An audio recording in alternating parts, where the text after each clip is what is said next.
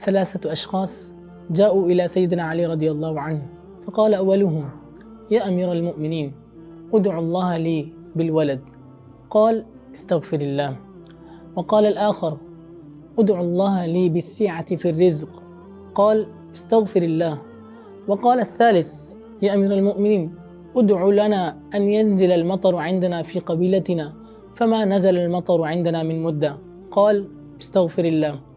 فبعد أن غادروا قالوا: يا أمير المؤمنين، كانت كل الأسئلة مختلفة عن بعضها، يعني واحد يريد مال، وواحد يريد رزق، وواحد يريد مطر، وأنت تدلهم على دواء واحد، كيف؟ قال: نعم. فقرأ قوله سبحانه وتعالى: فقلت استغفروا ربكم إنه كان غفارا. يحصل ماذا؟ يرسل السماء عليكم مدرارا ويمددكم بأموال وبنين ويجعل لكم جنات ويجعل لكم أنهارا، ما لكم لا ترجون لله وقارا.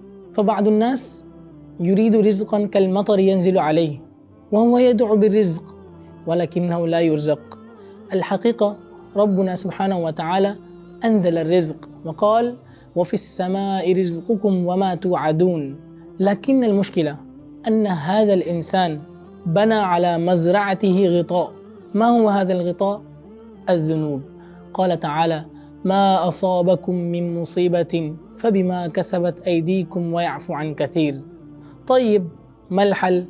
حل بسيط: أزل هذا الغطاء وسوف يصل رزقك كاملا وتتنعم فيه. كيف؟ بالاستغفار والتوبة. نستغفر الله ونكثر من الاستغفار. نسأل الله العظيم أن يتقبل منا صالح أعمالنا. السلام عليكم ورحمة الله تعالى وبركاته.